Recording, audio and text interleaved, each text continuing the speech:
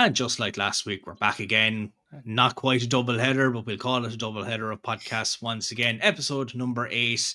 It's all about the senior semi-finals this week. Of course, we touched on the junior and the intermediate semi-finals in a special episode last week. This week, it's all about a double header in Glenisk O'Connor Park in Tullamore this Saturday. Meath taking on Kerry at 5:15, and then the mouth-watering tie between Dublin and Galway at 7:30. Joanne and Clare once again back with us to discuss and look ahead to what promises to be a very, very exciting day of senior action this weekend. We'll start with the curtain raiser of the two games, that is between the 2021 and 2022 champions Meath taking on last year's champions in Kerry. And for the fourth year in a row, the two doing battle in the knockout stages of the TG4 Senior All-Ireland Championship. The last 2 years, they've met in Austin Stack Park in Tralee in the quarter-final stage. And of course, before that, it was the 2022 decider in Croke Park. And now it's the semi-final in Tullamore. That'll certainly be exciting. Kerry going into their fourth All-Ireland semi-final in a row, having defeated Mayo in 2022 and 23, and of course defeating Armagh in the same venue, Tullamore, last year, of course ending their over 3-decade wait to bring Brendan Martin back to the kingdom. For Meath, it's their first semi-final since July of 2022, and just over 3 years later, they'll look to replicate the outcome of a clash with Donegal and get over the line and make their way back to headquarters. Meath's run in semi-finals, while they haven't been one in a couple of years, has been quite good. They defeated Cork in 2021, and in 22 they defeated Clare in the Intermediate Championship, of course, to winning those 3 All-Ireland titles in a row. In 2019, they defeated Roscommon, making the Intermediate decider to Tipperary. And then the year before, they were also on the winning side against the Rossies and lost to Tyrone in the final in headquarters. Looking at these two teams, it really could go either way. Kerry will be coming into this looking to make it to yet another All-Ireland final. Of course, I mentioned they're going into their fourth semi-final. They could be going into their fourth All-Ireland final in a row. Meath looking to get back for the first time since 2022. Two very, very strong teams that have had a great championship so far, have been tested, have had ups and down moments, but I know we've said it's cliched, but it's really going to be hard to call any of these semi-finals this weekend. Yeah, well, I think the fact that it's in Tullamore, it's a double header, like what an advertisement for the game. Like, that if you make that journey to Tullamore on Saturday, you are going to be treated to, and the standard of football, I would say the standard of football is improving across all divisions and grades, but like that senior championship, those 4 teams, like you're going to get serious value for money with that ticket. And I think it's a great opportunity for the ladies' game to really showcase kind of what's been going on and just how good it is. Like the amount of people who've, started watching and going to ladies' games and gone, actually, it's a good standard. And you're thinking, yeah, and it has been, but what an opportunity for, neutrals and alike to get there and watch. And as for how it's going to go, I have no idea. I'll leave that to Joanne. Here, and look at, I'm as indecisive as you, Claire. Like it's interesting. Like when you're saying that, Jeremy, like I think like I feel like Kerry are trying to do what we did a few years ago and try and get back and do that double, like, and they still have a phenomenal team, like, and likewise Meath, like it is, again, cliche, it is going to be a very, very tough one to call. But I suppose if you're going on form and how frequently Kerry's been there to get over the line last year, that has to be a massive boost to that team to kind of be like, we've done it now, we're able to do it again. But like Claire says, it's a long road back to Croke Park and back to a final. And for them to get this far, I'd say they were saying that they're not leaving it behind, and the familiarity of Tullamore as well will probably help Kerry as well. But yeah, I don't know how you call these games, but like Claire said, these are going to be very, very good semi-finals for the neutrals to watch. Absolutely. And I know, Claire, you've played Meath in the past when Meath were, I suppose, starting that run that I suppose we thought Meath were going to be, I suppose, going on through the gears after 22, that we could be looking at like the Corks and the Dublins back in the day, that, it was All-Ireland finals every year. They were bringing home silverware. It just hasn't transpired the way that Meath wanted. And like as I said, they've ran into Kerry the last couple of years since that 22 final, have lost in the quarterfinals. I don't think they will be looking to fall at the semi-final hurdle now this weekend. No, definitely not. But what I've seen in Meath this year, I don't know. You can't really call them dark horses because they've been there. They're not dark at all. They're shiny and bright. But I definitely think they've gone about their business very quietly. I don't think there's been much talk about them. And am I tipping them to go and beat Kerry on the weekend? I don't know, but they're a really, really good team. They have that experience still there. Like you see, like Sean Ennis, still doing it for them, and the team has been building around those players and those very key players. So, yeah, Meath would be my kind of call them an underdog seems so crazy, but I might tip them as my underdog. It's all probably going to come down as well to the matchups and just, I suppose, the players themselves. You just have, maybe you just have the one player, like you look at Kerry against Kildare, where Shifra was just unstoppable with the goals, bagging herself a hat-trick. You could just have one of those moments, or it could be 5 or 6 different scorers and you go about your business well. Like, you look at that Kerry full forward line, the likes of Schaefer, Daniel O'Leary, Rachel Dwyer are going to be coming up. If the teams look to be the same as their quarterfinals, you've Anya Sheridan, Mary Kate Lynch, and Katie New as the full backs for Meath. So it'll be, who takes who in terms of that battle. Which marker do you put on those? And then obviously, do they stay where they're supposed to, or will they move out the field and try and create space? Could you see Schaefer running over to the 40 and trying to get the scores from there?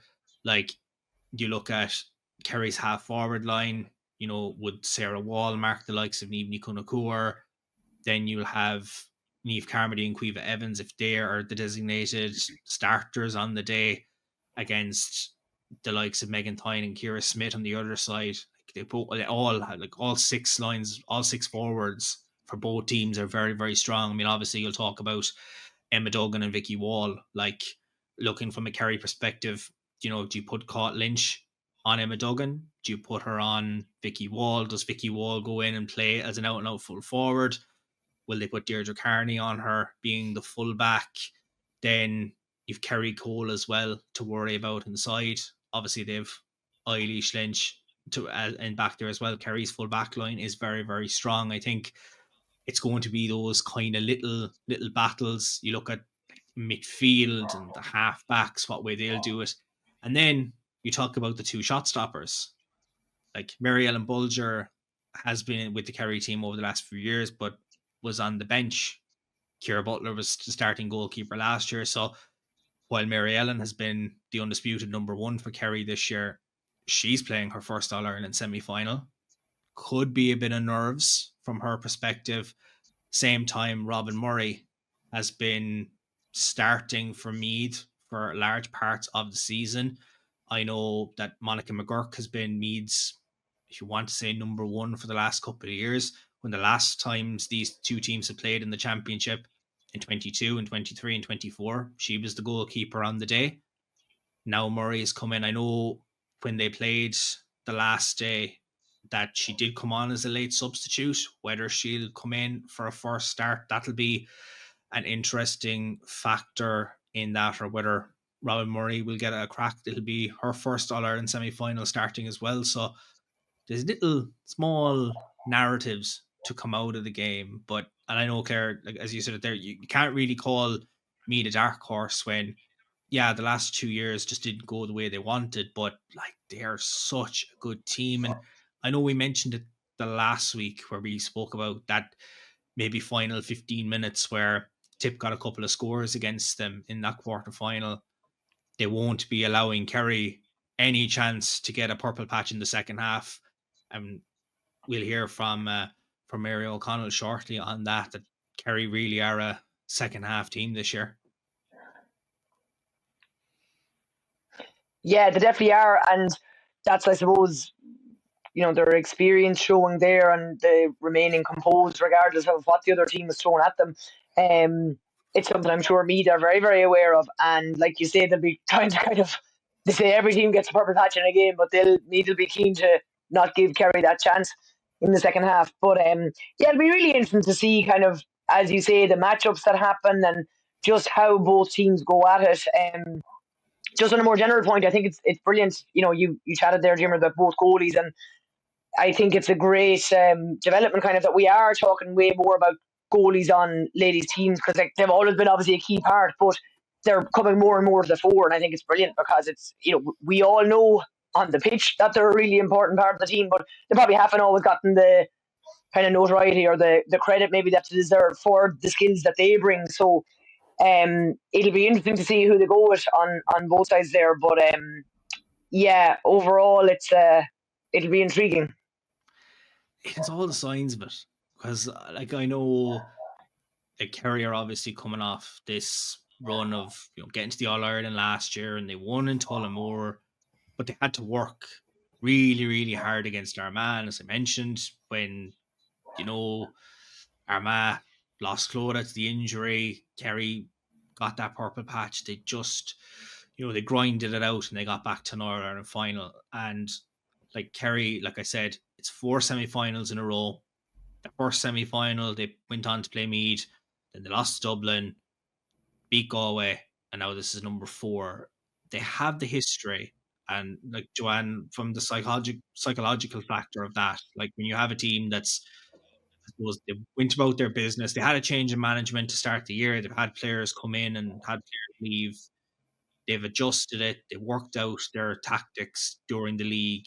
And ever since then, I suppose my psychological factor, they just had the confidence to kick on, even if they are maybe a bit disappointed that they don't start games as well as they would like. Yeah, without a doubt. And I think there's a lot you were saying there, even with the matchups. I always find it so interesting.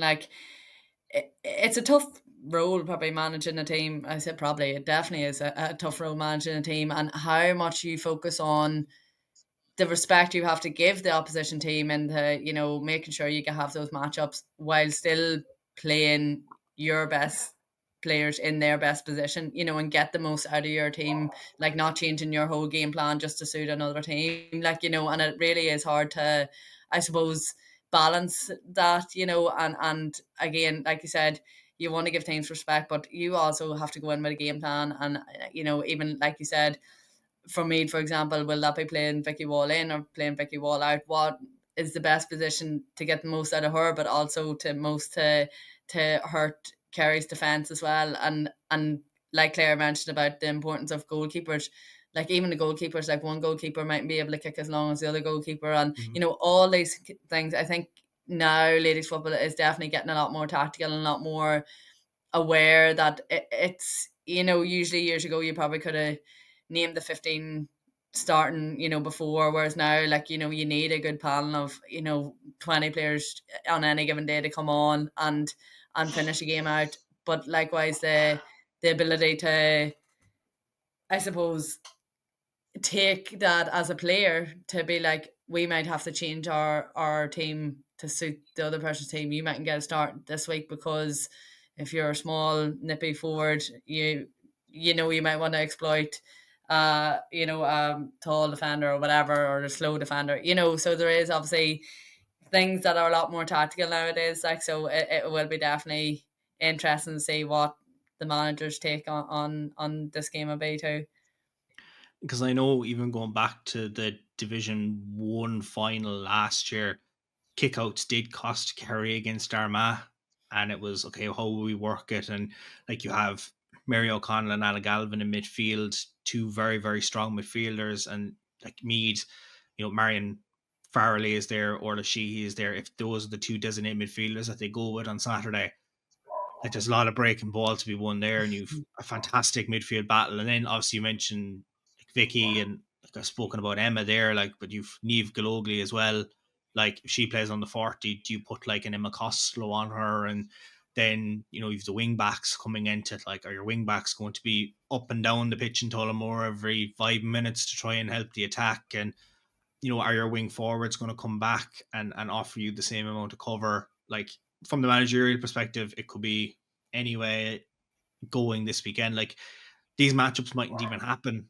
I'm just looking at the 2-15s that played in the quarterfinals, and maybe that's where you put them. Do you put them here? Do you move them to certain positions? As you said, it's all about playing players where they're comfortable with playing. In terms of players, obviously, we'll chat to the respective camps going into the semi-final. So I got the thoughts from Mary O'Connell, of course, from the Kingdom champions last year, and delighted to be joined by a member of last year's All-Ireland winning Kerry team, that of course is midfielder Mary O'Connell. Mary, you're very welcome to our Ladies Gaelic Football Podcast. Thanks for having me, Dermot. Just on that, in general, like, I know I've spoken to other members of the Kerry squad from last year, even in the immediate aftermath in Croke Park, of what it was like to win the All-Ireland. But what was your own experience like of that day? Yeah, it was unbelievable, really. You still look back on memories and pictures and stuff, and like, it's just something that I don't think any of us will ever forget. It was class, the experience, the final whistle. I was there. I remember being with Ciara Butler, the goalkeeper, and we were just hugging, and then everyone running onto the pitch. Like, by that stage at the end of the game, we kind of knew that we had it. And after the 2 years previously, obviously didn't go our way, but no, it was class. It's something that it was just made it all worth it, and all the losses from before, you kind of just forgot about it nearly for a while, and it was just unbelievable. Because I know, just watching the game, like, there was probably moments where it looked like it was over, maybe going into the final quarter, but I'd imagine on the field you're not really going to take any notice of that until you hear the fans maybe screaming for the final 10 seconds when the Hooters about to sound, going, okay, we've definitely got an All-Ireland title under our belts. Yeah, no, I don't think at any stage of that game was I personally anyways like comfortable enough to say that we were going to win it. Like, there's no, a goal can go in easily and they can get a turnover or whatever happens. Even going in at halftime, we were up a small bit. Aoife got a good goal there before the whistle for halftime, but like, at that stage we went in and it was 0-0 again coming out. We knew we had to keep pushing all the way to the end. But yeah, I think it was the final few seconds that we kind of knew. Louise came off and Hannah and Emma had scored their goals, and we just kind of knew at that stage. And then the final whistle went, and it was just pure emotion by everyone. Everyone was just so delighted with it. For the management, for all the players that were there, it was just huge. And the fans, the families, like, it was just such a good experience to have. Because, as you mentioned, like, there was years of hurt going into that. You were always going to think of, look, we're back here again. We were here in 22, we were here in 23, didn't get over that line. So I know it was relief, and by God, did you celebrate? Did you celebrate that well when you did get over that line? I mean, even the homecoming. And I spoke to Kerry, a few of the girls, even in Killarney, when you had the homecoming, and they were like, we didn't expect this level of support for that bus turned the corner, and we saw the car park. It was like, what the hell's going on here? 100%. Yeah, we had come down. We had huge support on the day. Up in Dublin, we've had huge support the past few years, to be fair, at home games, and even up in Croke Park that day for the final. So we knew there was a crowd behind us, and we knew we had huge support down here in Kerry. But I don't think any of us could have expected what it was like when we came into Killarney. As you said, like, the bus turned around the corner, and I think we were all kind of in our own world on the bus, and then we saw all the cars and all the crowds, and we were kind of wondering what was happening. But we went up on stage, and it was just unbelievable to see. Like, it was a nice day, and there was so many people out, kids around, and it was really nice to finally. We had homecomings the 2 years previously as well, and you come home with nothing really to show for it. So it was so nice that we could have the Brendan Martin there with us on the day, and give them something back to cheer about. Yeah, because there was definitely different emotions on the bus, definitely 12 months prior after the final defeat to Dublin. In terms of just getting the chance to line out in Croke Park and to play in a final, I know you'd featured previously, but obviously it was your first time getting the starters jersey. But since coming into the squad in 2021, you've grown, you've developed, and now you've taken that jersey and you've worn it, and you've certainly laid down a marker that, you are one of the starting midfielders for Kerry. So how have you seen the transition in your game from way back when to now going into the season? Yeah, coming in 21, I suppose we were just out of minor. There was a few of us that came in together. A few had come in the year before as well, but you were coming into such a strong squad as well. Like, there was people there having their jerseys and they had been there for years. So just the experience and learning from different players, I had times to come on and in different league games and different games throughout, but it's different when you're starting the final. Like, that was a huge change for me. Like, I'd come on in the 2 previous All-Irelands, but as you said, like, it is a different thing to have the starting jersey and walking around the pitch before the game and the shaking of the hands and all of that. It's a different experience, but I do think the competitiveness that is in training, like, and has been for the past few years, like, there's no easy jersey to get, so it's just like a huge honor to be able to start, even to be able to come on, to be involved in such a high performing team. All the players are looking for the same thing at the end of the day, so it's just being able to push whoever's next to you, and like, you're never safe to be starting either, so you just hope that you can keep pushing on and keep pushing everyone around you. But yeah, it was a class experience to get that start last year. Because I think you and there's a load of other girls are part of this almost like a new golden age of Kerry talent that's come through. Like, those minor teams were doing very, very well, and then it was like, okay, wait, now it's into the senior team. And while 2021 didn't go the way you would have wanted, where it was fighting for relegation, in subsequent years after, it's been All-Ireland final after All-Ireland final. Kerry have brought home silverware. It's been really competitive. Do you feel in the same way that we're looking at a really strong couple of years now for Kerry, and it looks like we could see a couple of more years with the I suppose the amount of talent that's coming into the squad? You'd hope so. You would hope so.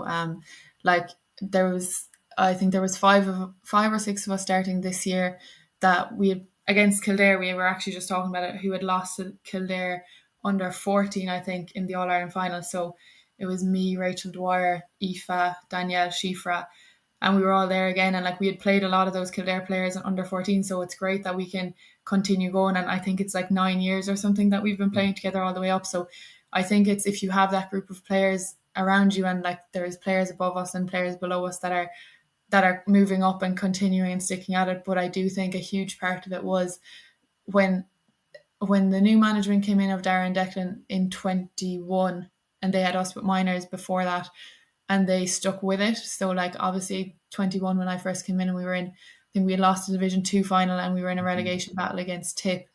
And obviously it wasn't an easy year for them to come in, but they stuck at it. And then the following year we had won Division 2 and we were kind of climbing, and it was a bit of a shock to get to, not a shock, but it wasn't expected for us to get to the All-Ireland final that year against Meath. And once we got there and we lost, and obviously very upset by that, but we knew, and we kind of had a bit of belief then, like, that, yeah, we are well able to do this and we can keep pushing. So we had obviously the Division 1 win the following year, and unfortunately the loss against Dublin, which again was a big disappointment for us, and it took a lot off of us as players. But Dublin were hugely deserving of that day, and I don't think any of us could disagree with that. But I think the players that are coming up even below me, I think there's 15 players from last year's All-Ireland squad gone from this year. So like, for us to still be in an All-Ireland semi this year with that huge change of players and huge change of management shows the huge transition from all the way underage up to minor. There's players coming in, Niamh Quinn is in there, Jess Gill, like huge players that are pushing for starting positions the whole way up. So if we can stick at it, and there's obviously the under 16 Kerry are playing in their All-Ireland final on Wednesday, I think, in Nina. So, there's hope. There's still going to be huge players coming up in the next few years as well. So as long as people stick at it and we continue to go as a team and grow and improve, I think hopefully, we'll be competitive for the next few years and beyond that. Because there was high profile departures in terms of in the player department for Kerry this year. Obviously some newer faces coming in, faces we'd already seen before that had come back into the squad. So there was that bit of change, and obviously a change of management as well. So it was always going to be the case that I suppose it was a wait and see in terms of Kerry in the league. And I know it started off with a loss to Armagh, but as the league went on, Kerry started to gain that momentum, and I suppose since then, only one other loss, which was also towards the tail end of the league. It's been largely positive for Kerry. So I think, is it fair to say that, you're playing some fine football now? It just took maybe a small bit of time to get used to the couple of changes that we've seen. Yeah, and that's expected.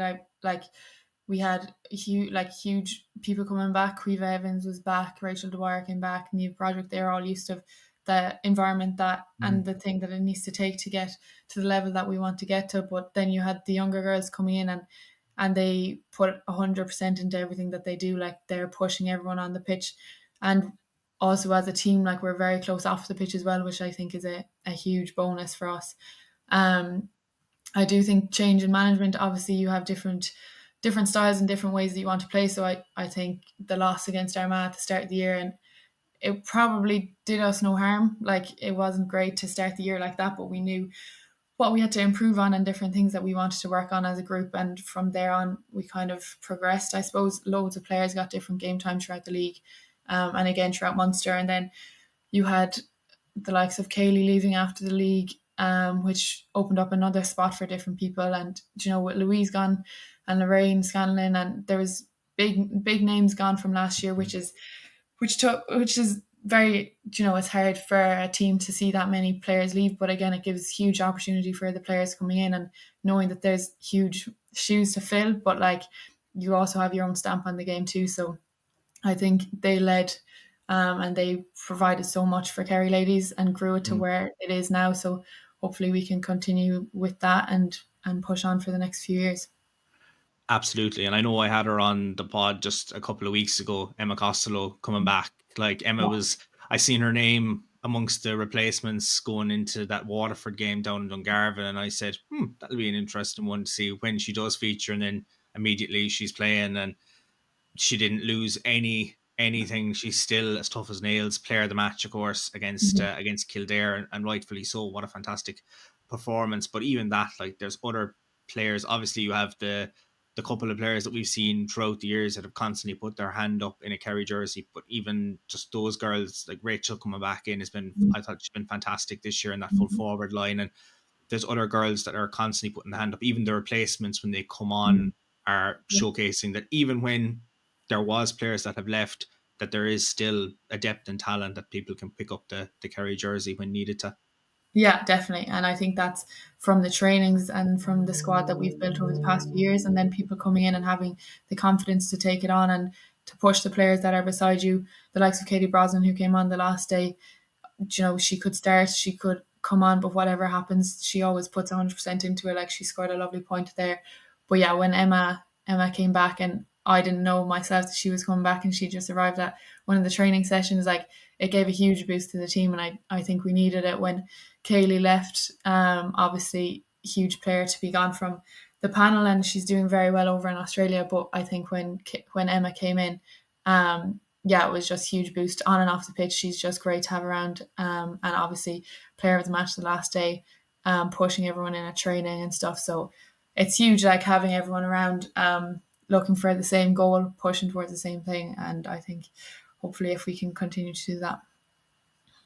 And I know when she told me the story of the WhatsApp groups back when she had come back into the Kerry team, having been formerly Sherwood and then obviously Costello, people didn't know who she was. And I say it was even more of a surprise this time rather than way back when. In terms of the way that Kerry are playing at the moment, when you look at the performances in the championship, obviously it's been what I suppose any team defending an All-Ireland would have liked to get all those wins and to now be looking at an All-Ireland semi-final. But we've spoken about Kerry being a second half team, and that the second half performances have been quite good. You looked at the game against Cork, where Cork were very good in the first half, and then Kerry just turned it on in the second half, and the scores start to materialise, and you get the result down in Páirc Uí Chaoimh. Is it fair to put the tag that Kerry are a second half team? I know Marcus said it, that maybe you come out of the blocks a little bit late, like we saw against Kildare. Kildare started right, and then you started to come back into it, and then the second half just took control of it. Is that a fair assessment on the way that Kerry have played this year? Yeah, I think so. I don't think you can deny it, really. The second half against Cork, like, we needed a performance to to get the win, which was an important win for us to get to the home quarter final. I suppose we were lucky in a sense that we could pull that out of the bag when we needed to.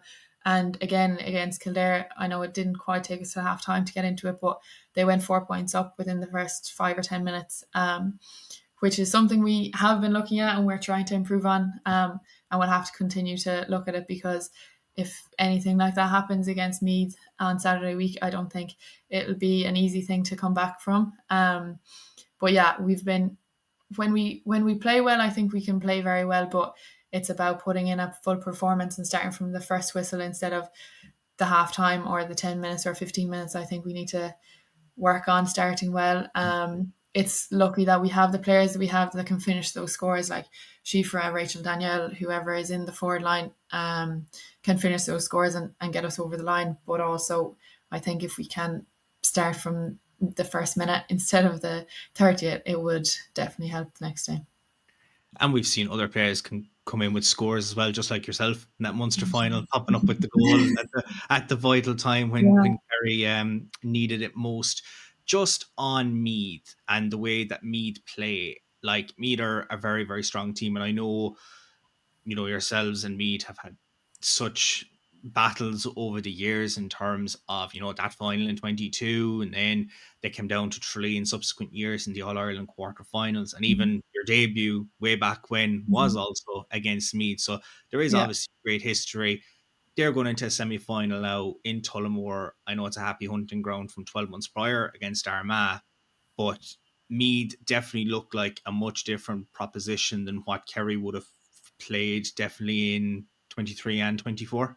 Yeah, definitely. I think 24, Vicky Wall had just come back in and came on at half-time or in the second half.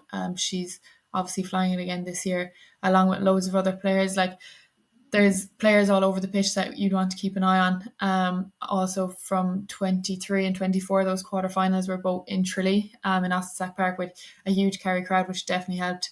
So Tullamore will be a small bit different, but hopefully we will still have that crowd to support us. But it's going to be a battle from the start. I think they're a very good footballing side, and they run the ball very well. So I think we have our work cut out for us. I think we need to work very hard over the next week and a half, and hopefully put in a performance for the 60 minutes this time, because anything less I don't think will do against a team of that strength. Absolutely. But I suppose, like, when you look at last year, like, the Kerry support in Tullamore was absolutely fantastic for the semi-final. I mean, trying to do the post-match after the game, like, it was just a sea of green and gold, and it was like, where are the certain players, just trying to bring them out. The support for Kerry ladies football has significantly grown over the last few years, and I suppose it's great to have seen the developments from, Kerry for a few years were fighting relegation, we're trying to get to where they wanted to be. Even as you said, it might have come across a surprise that Kerry were in that All-Ireland final against Meath in 22. Looking at obviously this weekend, like, you're in the semi-final, the goal will be to get back to Croke Park, but when you say there, it will take a 60-minute performance to get over the line against Meath. They are looking very strong. They do have those options, the likes of Vicky Wall, Emma Duggan, just to name those two household names that everyone has known and you've come up against in the past. But it'll take a lot to get past Meath, but I think you'll be confident based on the previous games and maybe those learnings, just to try and get things 100% right now in the training sessions over these next few days leading into Saturday. Yeah, definitely. As you said, like, you only mentioned Emma and Vicky there, but you have so many others, like Niamh Gallagher, Mary-Kate Lynch in the backs. Like, there's players all over the pitch that you can't just focus on one or two. So I think obviously we'll do our homework as much as we can on them, but I think, like, the most important thing for us will be looking for a full performance and just focusing on ourselves really, and putting what we can and doing whatever our strengths are and pushing towards them. But yeah, I think it'll be a battle. But then at the other side as well, there's Dublin and Galway, which won't be an easy game either. So I think when you're coming into any semi-final, it's not going to be an easy game, and you're going to have your work cut out for you. But hopefully, if we get the support and if we can put in that performance, obviously from the start of the year, your goal is always going to be to make it to Croke Park for All-Ireland final day. So that will be what we're going to work towards for the next 2 weeks. Absolutely. Mary, thank you very much for coming on and joining us on our Ladies Gaelic Football podcast, and wishing Kerry all the best of luck in the semi-final on Saturday against Meath. Thanks, Mel Dearman. Thanks for having me. Delighted to be joined by Meath defender Mary Kate Lynch. You're very welcome to our Ladies Gaelic Football podcast. Thanks, Million. Thanks for having me on. Just in terms of Meath and the way things are going, it's been a while since Meath were last in an All-Ireland semi-final, way back in 2022. What's the feeling been like in the camp just to get back into the final four now of this championship? Yeah, it's brilliant. It's a great buzz around the place between ourselves and even the men last week. I know they didn't get over the line, but there was a great buzz around the county. Yeah, I think we struggled a bit the last couple of years, get over that kind of quarterfinal stage. So yeah, like we wanted to get back there this year and get over the line this time, and fix some of the wrongs from the last couple of years. So yeah, there's great excitement around the place, and everyone's just buzzing around to go. Because I suppose with all those years where Meath were knocking on the door of intermediate to come up to senior, where you were getting to All-Ireland finals but just not getting over the line, and then those magical years when you talk of 2020, 21 and 22, and then it's been the quarter-final hurdle the last 2 years. I'm sure there was a lot of disappointment in the camp those last 2 years. Yeah, definitely. Like, I suppose, before getting to any intermediate All-Ireland, there was a lot of hard work put in there for 4 or 5 years beforehand, so there was a lot of hard work that went into that. And obviously, losing it in 2018, losing it in 2019, then COVID hit, then getting to an All-Ireland in 2020 where you can hear the seagulls in Croke Park. Like, it was just the maddest, the greatest experience ever, and then obviously to go on that kind of trot, through Division 1, Division 2 and the Senior All-Irelands, like, it was just amazing. Like, you're just constantly building on momentum and that. So yeah, I suppose when, things change a little bit, when, you get new management and stuff in, it just takes time to get used to a new setup and new players coming in and players retiring. And, there was a bit of a change there. But yeah, there was huge disappointment the last 2 years that we just couldn't get over that quarter-final stages. So when we got back to that stage this year, we really, really wanted to get over it. And the management have been brilliant, and the coaches, everyone that's in the setup right now. And there's been a lot of hard work put in. So yeah, you could see it there 2 weeks ago, even against Tipperary, when we got over the line. Let's talk about that journey, because when you're looking at those intermediate All-Irelands, you were on the extended panel around then, and then we get to those years where Meath were getting into the All-Ireland. You talk 2020, you came on as a sub. 21, you were self-isolating before the final. Yeah. And then missed the whole hullabaloo ahead of it, and might have missed the final depending on what way things had gone. Played it, got over the line. Like, what a day that was for Meath ladies football. And then a year later, you pick up a nasty injury in the closing stages of that semi-final. It looks like you're going to miss it, but then obviously Meath get the 2 in a row. So how was that journey for yourself? I don't make things simple anyway, but the sounds were really like COVID and splitting my lip and a few other things in between. But yeah, like I got asked to come onto the panel in my final year of minor, and I didn't really play that much underage. Like, I didn't play under 12s, under 14s, like a trial, but I probably just wasn't ready. I wasn't confident enough in myself to really push on. And then joined at the under 16 level as a development player, so never saw a minute of championship football, but got the experience and got to know the setups and stuff and how it's ran. So like, that development is so important. Like, and played a little bit of 16s the following year, and then 2 years of minor, and then up to the seniors. But I remember watching the first intermediate All-Ireland final. I was only saying this the other day, where I was sitting up in the corner of the Cusick and the Davin stand and up in the gods in Croke Park and watching that game. And again, there was just such a buzz for me ladies getting into an All-Ireland final, like, and it lifted people to go and have people to look up to and stuff like that. So the second year when I was on the extended panel, I remember doing the tour in Croke Park and looking up to where I sat, the year previous, being like, oh my God, I'm actually down here now, kind of, even though again wasn't playing, but the experience of it all was amazing.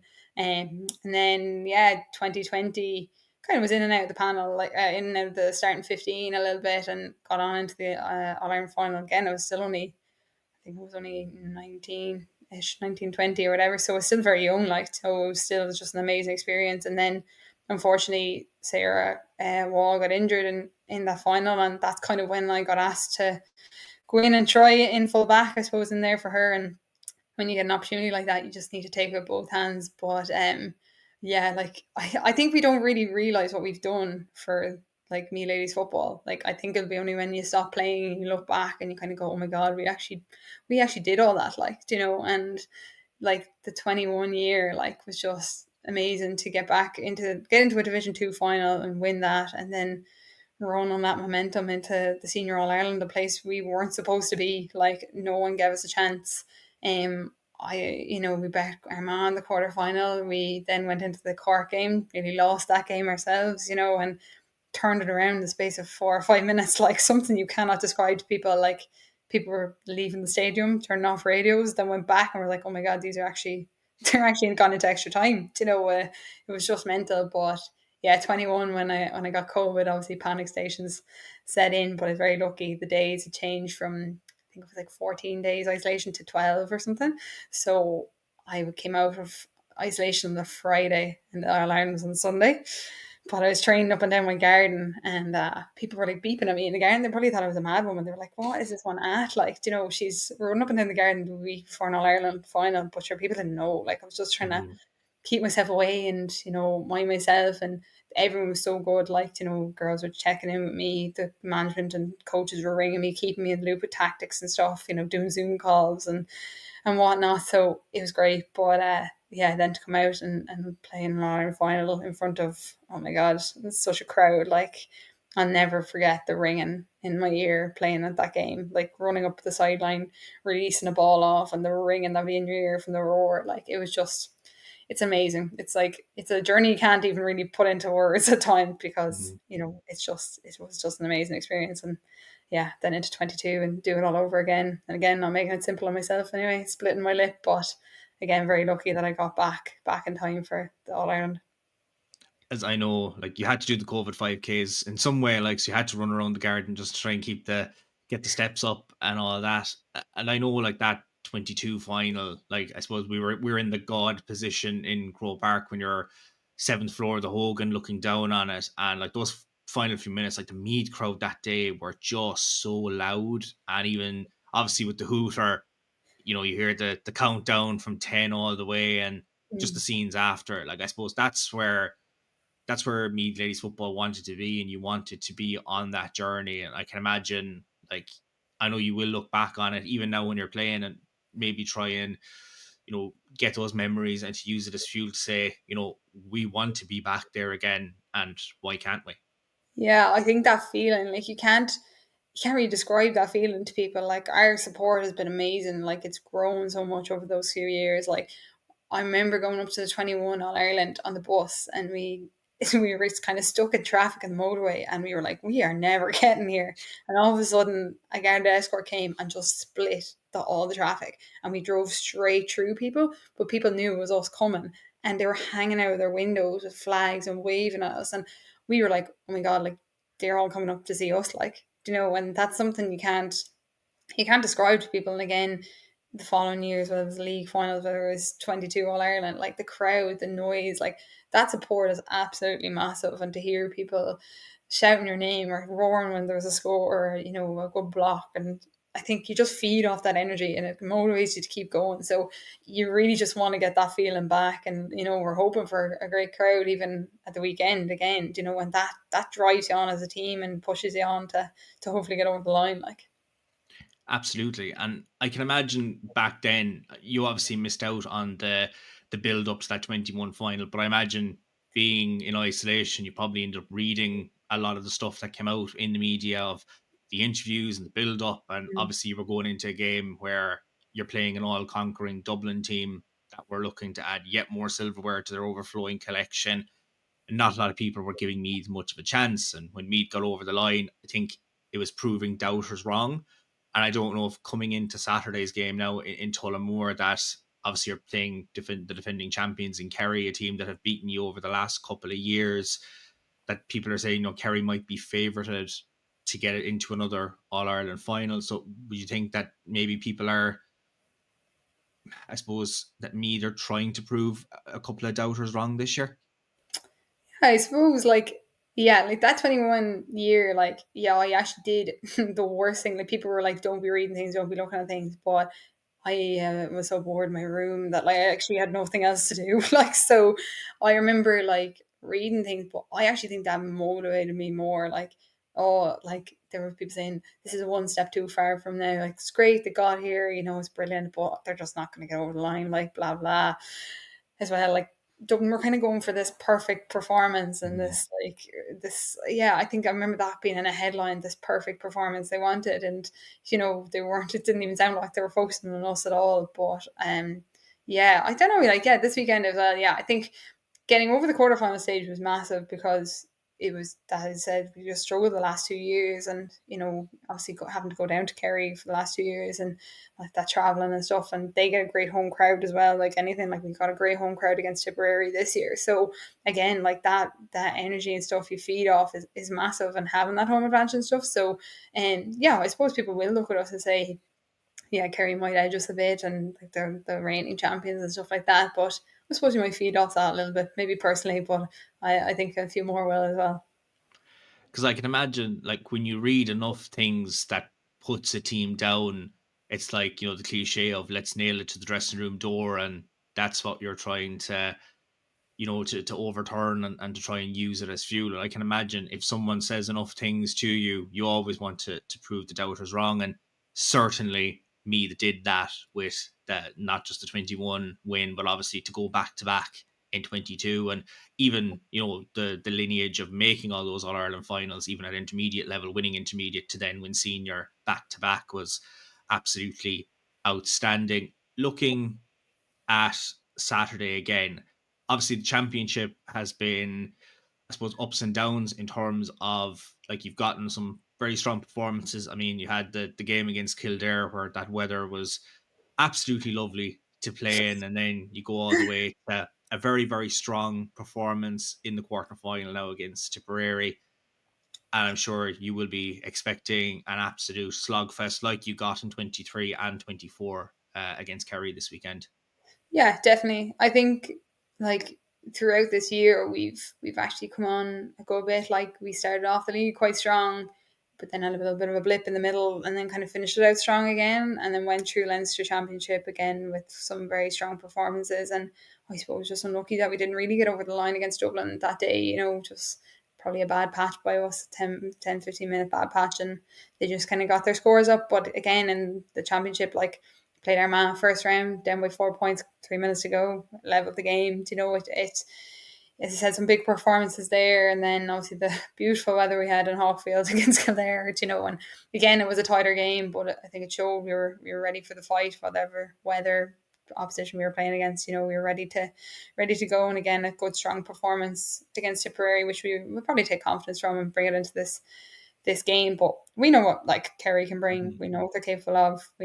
They're a good, strong team. They obviously are reigning champions as well. But I think, yeah, we're really, really, really just looking forward to the game, and probably focusing just on ourselves, really, as well. We want to, I suppose, like, yeah, about noise and stuff, that's grand at times, and some people might use it to fuel themselves, some might not. But so ultimately we have to focus on ourselves going into this game, and we want to execute our plan, going into it.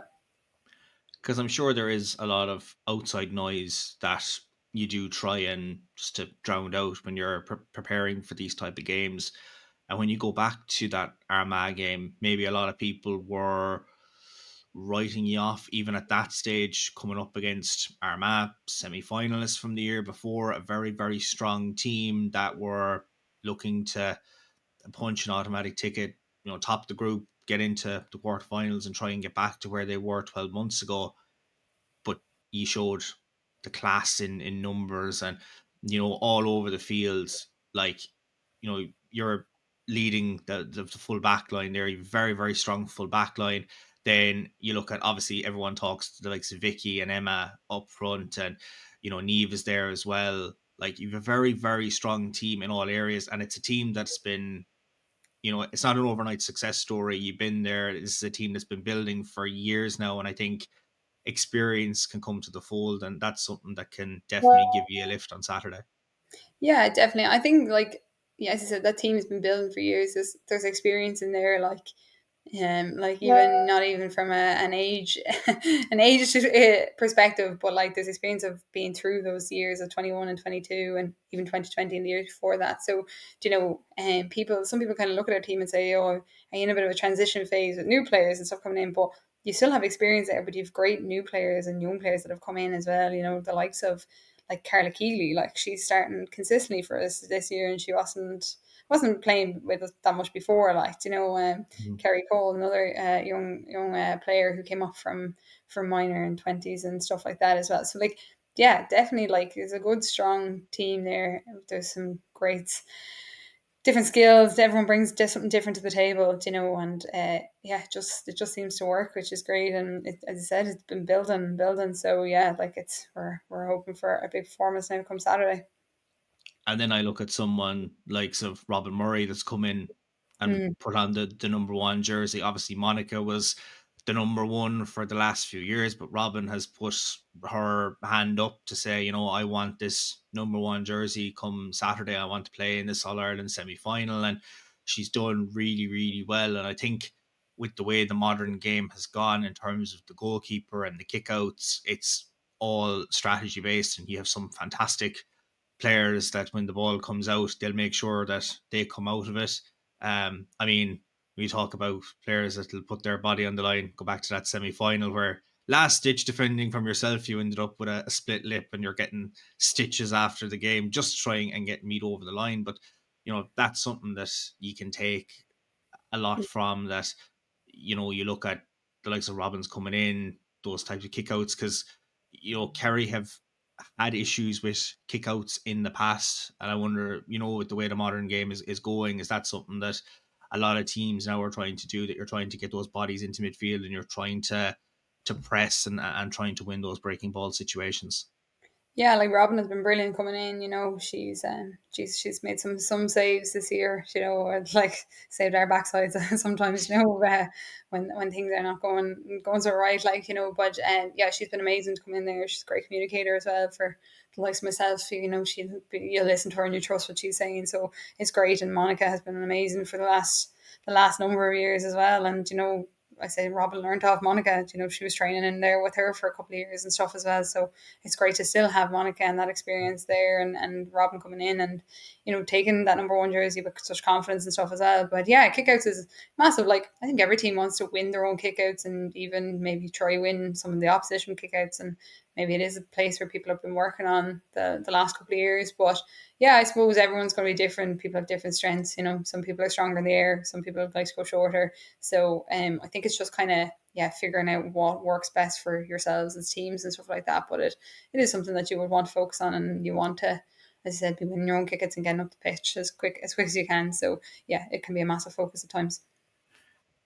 You're no strangers to Kerry, and being a defender, you're no strangers to the formidable offense that Kerry do bring. Obviously, they don't have Louise Nima-Hurtig this year, but they still have the likes of Siobhan O'Shea, Daniel O'Leary and Rachel Dwyer's come in this year, and they look like a very formidable full forward line, saying that, you've yourself, you've Anya and you've Katie back there. All three of you are vastly experienced, and I think it's like that thing of, it will come down to matchups on Saturday. Your forwards against theirs. So it's like training, backs against forwards, but it could come down to just anything like the breaking ball situations. I think it's going to be very hard to call this game, but I'm sure from the Meath perspective, you'd be going, we won't be backing down. We're 60 minutes away from getting back to Croke Park for the first time since 2022. Yeah, definitely. I think it's going to be a really exciting game. I think, as you said, like they have some very talented forwards that we are no stranger to, and they're no stranger to us probably as backs either, and again, matchups are important, and from their perspective and our perspective, as you were saying, we have some talented forwards in there with Vicky, Emma, you've Megan Tyne, you've Marion in midfield. Like, it's going to be a great game, because I think it's, as I said, the matchups are going to be great. There's going to be great battles all over the pitch, in the forwards, in the back, in the midfield, and yeah, I think it's just really, really exciting. As I said, like it's just, I think everyone wants to get to Croke Park, and everyone, and especially at this stage, it's going to come down to who's going to fight that bit more, maybe have that little bit more energy, that little bit more hunger in them. But everyone is aiming for the same thing, another 60 minutes of football, and it's going to be tough, but it's going to be exciting at the same time. Absolutely. I think we're always saying it on the podcast, just how exciting and how action-packed ladies football has been this year. You look at what we've seen the previous weekend in terms of the junior and intermediate semi-finals, and we're only just in for an absolute roller coaster of emotions, not only in the Kerry and Meath game that kicks off a doubleheader in Tullamore, but of course Dublin and Galway then straight after. It's going to be a fantastic day of football action in Tullamore on Saturday. Mary Kate, thanks very much for coming on to our Ladies Gaelic Football podcast this week, and wishing you and the Meath team all the very best of luck this weekend in Tullamore. Thanks a million. So that was our first semi-final on Saturday. Now we're looking at the second game, an absolute mouth-watering tie between Dublin and Galway at 7:30, a rematch of last year's quarter-final where a lot of eyebrows were raised when Aoife O'Rourke goaled in the closing stages of extra time to see the defending champions Dublin knocked out in Fermanagh Park in the quarter-final stage, and of course Tullamore on the horizon for Galway. Of course, they booked their place in the semi-final that day. The Jackies are very much back this year, and they're back with a purpose, looking to make it back to an All-Ireland final. Their last appearance in the last four came in 23. Of course, they went on to win the All-Ireland that year. They defeated Cork in the semi-final in Thurles, and prior to that, of course, in 2021, they defeated Mayo in the semi-final, falling short in the decider that year. In terms of the Dubs in semi-finals, they have had quite the record over the years. Semi-final wins in 2020, 19, 18, 17, 16, 15 and 2014. A couple of All-Irelands there, a couple of near misses along the way. The last time that Dublin lost an All-Ireland semi-final that they competed in was all the way back in 2005. And you'll never guess who their opponents were on the day in 2005, the team that defeated them in the All-Ireland final just a year previous in the form of Galway. So could that be an omen coming in to Tullamore? God only knows. But from the Galway perspective, they'll be looking to make an All-Ireland final for successive years. And of course, Tullamore, like for Kerry, was a happy hunting ground for them last year as they defeated Cork. Now it's Dublin. 2020 was the last time they featured in a semi-final, of course, prior to last year. Of course, they defeated Cork then as well. 2019, they got a semi-final win under their belts as they defeated Mayo before losing to Dublin in the decider. But 2018, the last time these two teams met in an All-Ireland semi-final, it was the Dubs that got over the line. And in the last 8 years, showing the strength of Galway ladies football, they made two finals and have been quite competitive over the years, and now would be looking to make a third All-Ireland final this year. Claire, you've played both of these teams this year. Dublin in championship mode, Galway in Connacht. We're going through the gears after the league. We're trying to get their stall set up for another crack at making it to Croke Park. Now they're coming into this game against a very formidable looking Dublin team, and Dublin, the way they got the job done against Cork, I know they had a bit of disappointment with how the Waterford game transpired, but this could be an absolute classic between these two teams. Yeah, I think obviously more recent results, obviously the Waterford game was a draw with themselves, Dublin, but more recently Dublin have been kind of winning emphatically. Galway less so in terms of looking at the scoreline, but to look at the scoreline, you're probably only looking at a very small piece of the puzzle. So they both have very, very strong motivation. I mean, what motivation is needed? You're in an All-Ireland semi-final, but for Galway, they'll be really, really looking to get back to Croke Park and kind of, leave last. It's behind now anyway, but forget about last year's performance at Croke Park and do themselves justice there if they make it. And then for Dublin, like you said, that quarter-final defeat, we all, looked second time at that result last year.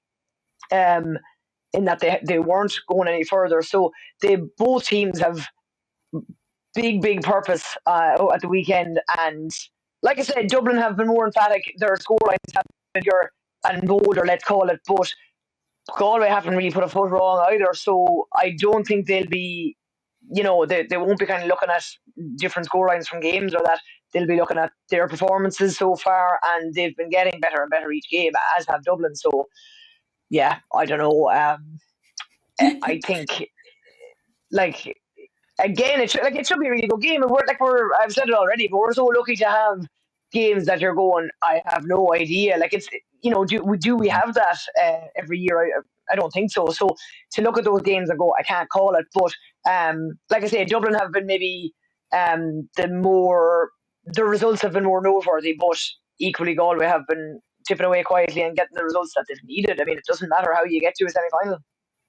Mm-hmm. And I know when we, obviously the episode that went up yesterday in terms of what we saw from the weekend, the likes of Westmeath were up 6 points in a semi-final toward the latter stages. You're thinking they've done enough to win this game.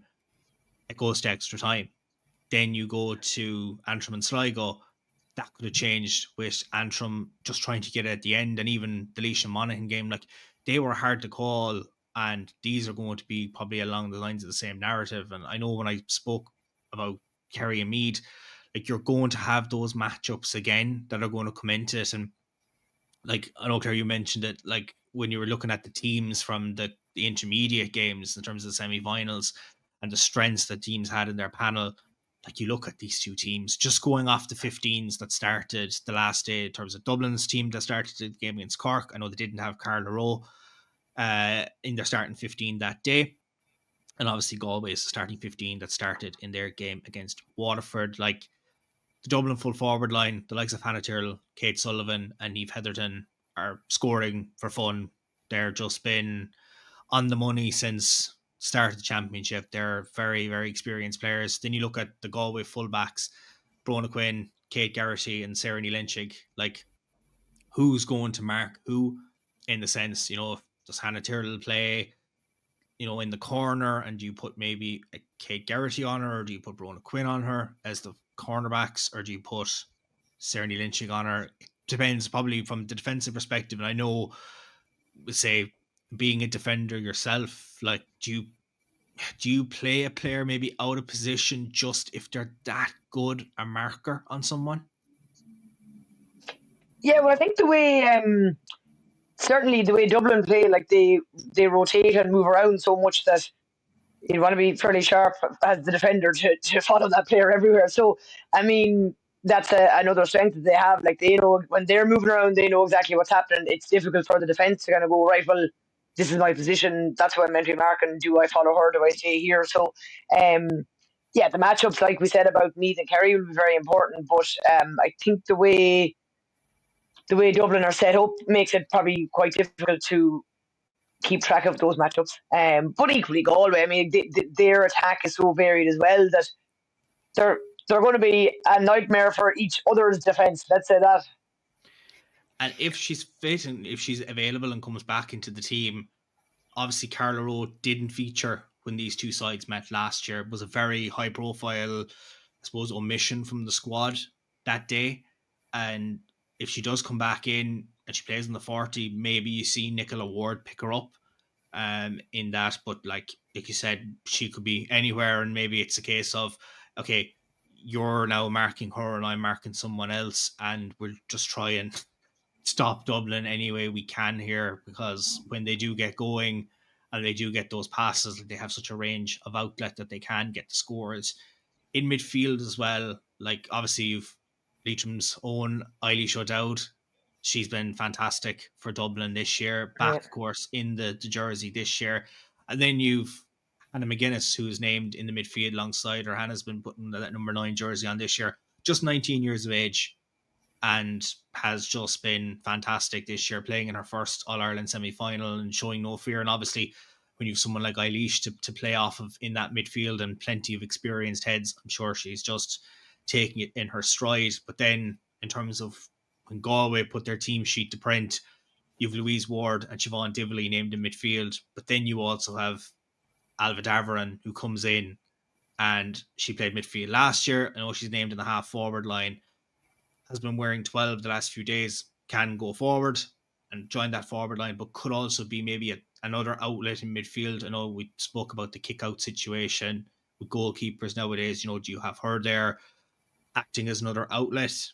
That'll be an interesting one to see, of course, playing her football in Dublin with Kilmacud. Definitely knows a lot of those Dublin girls, so definitely someone that you'd want in that team just to know from the tactics. And then, as you said there, Claire, like the Galway forwards as well, just as good as the Dublin forwards. When you look at the Divleys, Niamh and Olivia, and then if you have Daverin playing in that half forward line, you're going up against the likes of Sinead Goldrick, Marta Byrne, and Niamh Donnellan if Dublin do line out the same way that they did against Cork. And then you've Kate Slevin, who's been absolutely fantastic, Leanne Cohen, who can pop up with a score or two, Eva Noon, same, and then that Dublin full back line, Jess Tobin, Leah Caffrey, and Niamh Crowley just speaks for itself as the experience. Like, it's probably just going to come down to that. And then, of course, you have the super subs that can come on. And as we mentioned, 10 minutes to go on Saturday, you bring on someone like Rachel or Roisin Leonard. Like, it's genuinely just so hard to call because of those little matchups. Like, I suppose it is like pieces of a jigsaw. You'd be thinking, okay, here's the Dublin one, here's the Galway one. If one of those pieces isn't there, maybe another team can take the advantage. But looking at those matchups, it's so hard to call because I suppose from 1 to 15 on both areas, you have a player that can score and you have a player that can equally defend. So it's really go down to the wire here between these two.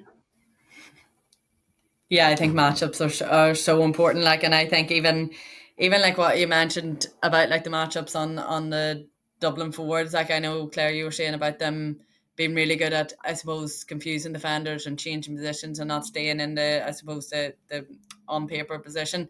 But I think the likes of Hannah Tyrrell, if Carla Rowe comes on, like, we have to have a scenario. If this happens, this is who's picking her up. You can't kind of probably leave it to chance. And look at them, I'm sure the back, all the 6 defenders that whoever's on them will be fine. But I think like all defenders are going to have to be aware of who's the most dangerous link players, like, and have to have your best man markers on them and tagging them the whole way through too. Like, and like I said, it's going to be very interesting. And at what stage do you bring on these finishers and super subs? Like, do you wait? Is it too late? Is it too early? Did it run out of steam? Do you start them? It's going to be so interesting, like, to see how they work with it, and even just seeing how teams like maybe change their line out or even adapt to the other teams. I know I mentioned it in the last semi-final, but I do reckon that it's definitely a really, really interesting semi-final again. I'm getting as bad as Claire here, like, but it really is going to be a tough one to call. Like, and sometimes even, with the 19-year-old Dublin midfielder, I can believe when you said that is mad. But I think sometimes when you're younger, you nearly don't know the big names nearly, that you kind of like, I don't really care, I'm going to, you've nothing to fear literally, like, until kind of people play it into your head that, you're inexperienced, you're blah, blah, blah. Whereas like when you play with no fear, like when you're young and you're kind of carefree, you probably play your best football. Like, so maybe that's better to be thinking like that and not put such a label that it's an All-Ireland semi-final on it too. Like, so. It's like, and I suppose like, just with the way the results have gone, like even when you look at that result from the quarter-final stage last year, don't think a lot of people were tipping Galway to have beaten Dublin, the All-Ireland champions, to go out in the quarter-final stage. And now you're coming into this one, and it's very hard to tip because like, Galway are strong, have been playing some fantastic football, would be very disappointed with how last year ended in terms of just the manner that they lost the final. And obviously Dublin are coming in with, we didn't get the chance to defend our All-Ireland title. We want to go back and add another one, and have had such a incredible history in All-Ireland semi-finals and just have that experience. Even when you have Hannah there, the 19-year-old, like, she's grown up watching those superstars of Dublin football that have come through the years and is now playing with them, and definitely showing absolutely no signs of fear in any way, shape or form going into this game. Now, we had hoped that, like we just heard from, Meath and Kerry coming into this game, that we would have heard from a member of the Dublin panel and a member of the Galway panel, but just availability this week leading into the semi-final. Just no one from either camp was available to come on to the podcast this week, so we might try and grab one of them. Whoever comes out on top, we might try and grab one of them for next week's show, just to have a chat about whoever comes through it. They might need a long night in Tullamore to see who comes out of this one, but it's going to be so hard between these two heavyweights just to see who is going to advance into the All-Ireland final on August 3rd and contest Brendan Martin this year. Will Kerry go back there again? Will it be Meath returning? Can Dublin get back to Croke Park, or will Galway look to banish the demons from 2024? We'll have to wait and see what happens on Saturday, and it could be a very, very interesting episode next week to look at all of the magic that goes on this weekend. But my thanks once again to Joanne and Claire for 2 more episodes this week. Girls working overtime doing their insight and analysis for us, and we hope you've enjoyed another episode, and make sure to tune in to both of those enthralling senior games. If you're not in Tullamore, of course, both games live on TG4 this weekend, and you're definitely going to be in for a treat. And we hope you've enjoyed another episode of our podcast, and we'll be back again for episode number 9 next week, and it'll all be leading in to that August 3rd date in Croke Park. We'll catch you then.